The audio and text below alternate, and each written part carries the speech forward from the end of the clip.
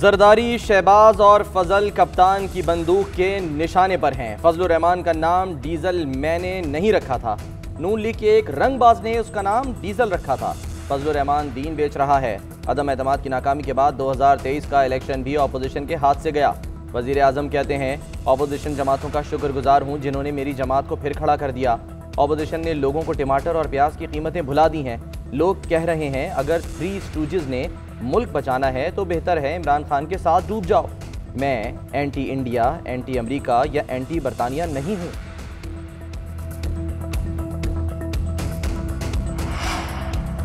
D चौक पर 10 लाख लोगों का जलसा करेंगे। फवाद चौधरी कहते हैं अदम एतमाद आई तो देखेंगे कौन माई का लाल 10 लाख में से गुजर कर जाएगा। मरियम बीबी इमरान खान को कहती थी बाहर निकलो तो पता चलेगा। हम तो बाहर निकले हुए हैं, आप निकलें तो पता चले। हुकूमत और अपोजिशन में ज्यादा तनाजा ओवरसीज वोट का है। हुकूमत ने ओवरसीज को वोट का हक दिलाया।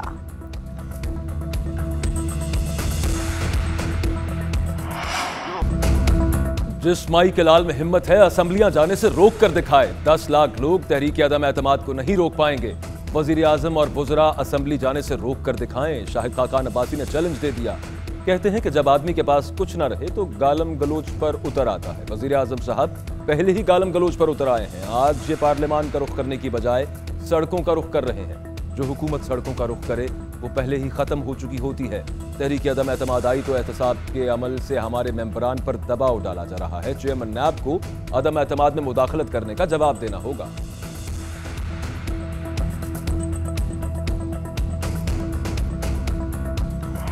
तसादम को अवॉइड करें, अनारकी मुल्क में मत फैलाएं। अनारकी का नतीजा जो है इंतहाई उल्टा निकलेगा। 4 महीने से मौलाना फजलुर रहमान साहब लॉन्ग मार्च की बात कर रहे हैं। उनको समझना चाहिए कि मौला जट की सियासत नहीं चलेगी और इसके नतायज बहुत खौफनाक, खतरनाक और ये भी हो सकता है कि अदम एतमाद की बजाय कुछ और निकल आए। अगर कोई तसादम हुआ तो ये सारी उम्र मेरी बात याद रखें। और अभी तो 1 साल की बात है, फिर आपको 10 साल इंतजार में गुजारने पड़ेंगे और चुप करके ठुस करके आप बैठ जाएंगे।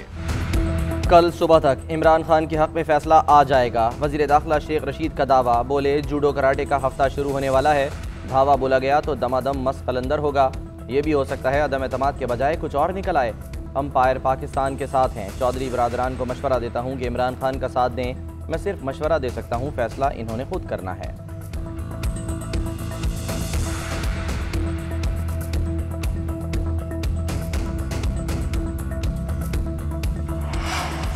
एस्टैब्लिशमेंट और हुकूमत अलग अलग नहीं, दोनों को साथ चलना होता है। परवेज खट्टर कहते हैं ये तमाम लोग इमरान खान के खिलाफ इकट्ठे हुए हैं। पता नहीं आपको क्यों नजर आ रहा है कि हुकूमत जा रही है। मैं आपको यकीन से कहता हूँ हुकूमत कहीं नहीं जा रही। हमारे इत्तेहादी हमारे साथ हैं और साथ ही रहेंगे। जिसने जाना है इस्तीफा दे दे, वरना इस तरह हल्के की आवाम से दगा होगा।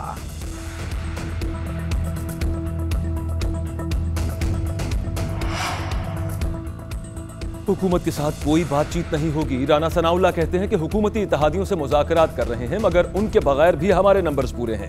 इस नाअहल को इक़्तिदार से बाहर करने की तहरीक पेश की है। अदम एतमाद वापस लेने का सवाल ही पैदा नहीं होता।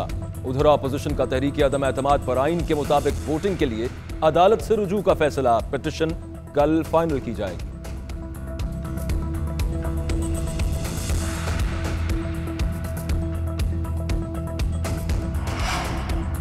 अपोजिशन लीडर शहबाज शरीफ और मौलाना फजलुर रहमान से MQM वफ़द की मुलाकात। तहरीक अदम एतमाद और सियासी सूरत हाल पर तबादला ख्याल। सियासी राब्तों का सिलसिला जारी रखने पर मुशावरत। खालिद मकबूल सिद्दीकी ने कल मुलाकात की दावत दे दी।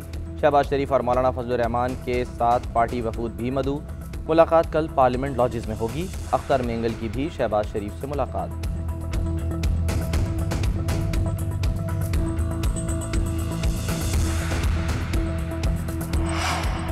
हुकूमत और अपोजिशन मुल्क के मफाद में जल्द से मनसूख करें। चौधरी शुजात हुसैन की अपील। कहते हैं मौजूदा नामसाइद मुआशी और सियासी हालात खतरनाक महाज आराई के मुतहम्मिल नहीं हो सकते।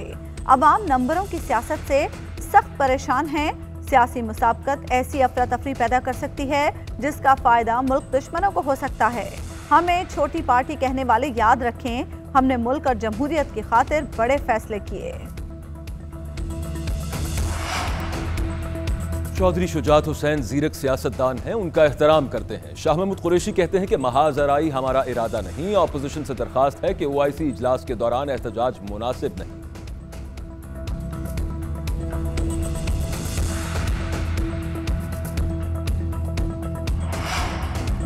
चौधरी शुजात की राय संजीदा फिक्र की अक्कास है, मगर देखना यह है कि ऑपोजिशन ये सूरत हाल पैदा कर रही है या हुकूमत हालात ख़राब करना चाहती है।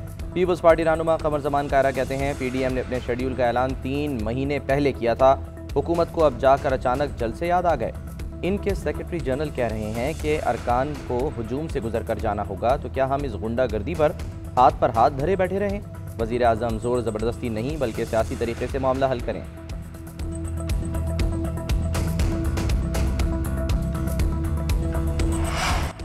हुकूमत या अपोजिशन, काफ लीग की जानिब से आज बड़ा फैसला मुतवक्के। काफ लीग के बड़ों ने सर जोड़ लिए, मुख्तलिफ ऑप्शंस पर गौर।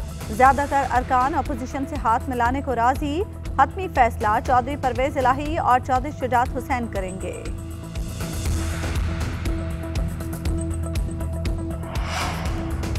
वज़ीर आज़म से वज़ीर आला पंजाब उस्मान बुज़दार की मुलाकात, पंजाब की सियासी सूरत हाल का जायजा। वज़ीर आला पंजाब की अरकान असम्बली से मुलाकातों पर ब्रीफिंग। वज़ीर आज़म से अरकान पंजाब, सिंध और खैबर पख्तूनख्वा असम्बली की भी मुलाकातें। अरकान का वज़ीर आज़म की क़यादत पर एतमाद का इजहार। वज़ीर आज़म ने कहा कि PTI की मकबूलियत का अंदाज़ा जलसों में आवाम की शमूलियत से लगाया जा सकता है। वज़ीर आज़म की ज़ेर सदारत पार्टी के सीनियर रहनुमाओं का इजलास भी हुआ।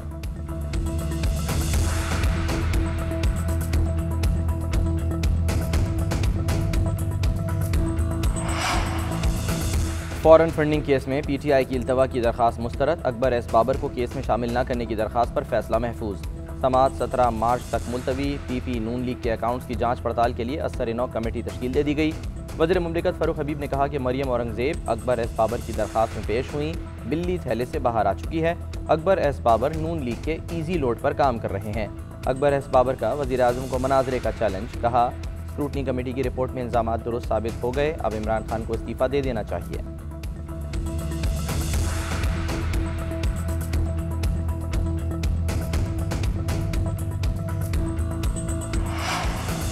पीपल्स पार्टी की अपने अरकान को अदम एतमाद पर वोटिंग के रोज हाजिरी यकीनी बनाने की हिदायत। आसिफ अली जरदारी का अरकान के नाम खत लिखा। पार्टी पॉलिसी की खिलाफ वर्जी पर आर्टिकल 63 के तहत कार्रवाई की जाएगी। वफाकी वजीर शिबली फराज ने खत को आसिफ अली जरदारी की घबराहट करार दे दिया। कहा हम तो समझे थे सिर्फ बिलावल की कांपे टांग रही थी, अब तो उनके वालिद आसिफ जरदारी की भी कांपे टांग रही हैं।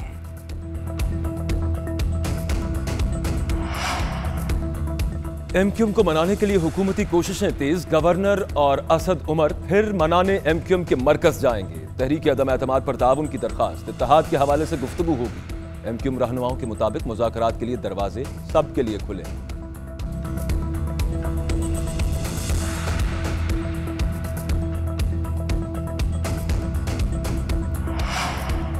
पार्लियामेंट हमला केस में सदर आरिफ अलवी बरी। वफाकी वज़रा और PTI रहनुमाओं की बरियत की दरखास्तें मंजूर। इस्लामाबाद की इंसदाद दहशतगर्दी अदालत के जज मोहम्मद अली वड़ाइस ने पार्लियामेंट हमला केस का फैसला सुना दिया। असद उमर, परवेज़ खटक, शफकत महमूद, शाह महमूद कुरैशी, जहांगीर तरीन समेत तहरीक इंसाफ के 82 रहनुमा मुकदमे में नामजद थे।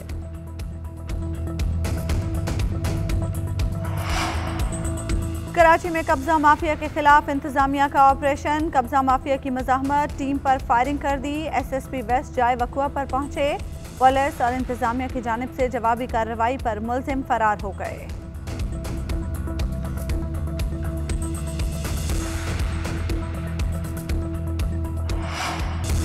सेफ सिटी कैमरों के जरिए चालान करने का इख्तियार। लाहौर हाई कोर्ट में चैलेंज। अदालत का कानून साजी के बगैर सेफ सिटी अथॉरिटी के जरिए चालान करने पर इजहार तशवीश। जस्टिस तारिक सलीम ने रिमार्क्स दिए, किस कानून के तहत गाड़ी बंद कर दी जाती है? ड्राइवर की सज़ा कैसे गाड़ी के मालिक को दी जा सकती है? अदालत ने 21 मार्च को सेक्रेटरी कानून, CEO सेफ सिटी अथॉरिटी और सेक्रेटरी ट्रांसपोर्ट को तलब कर लिया। पंजाब हुकूमत को भी तफसीली जवाब दाखिल कराने का हुक्म।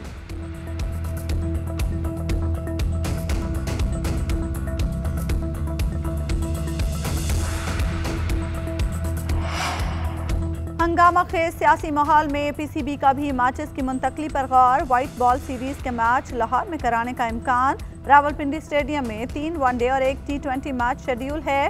पहला वनडे 29 मार्च को होगा। सियासी सूरत हाल वाज़ेह होने के बाद बैकअप प्लान पर अमल किया जाएगा।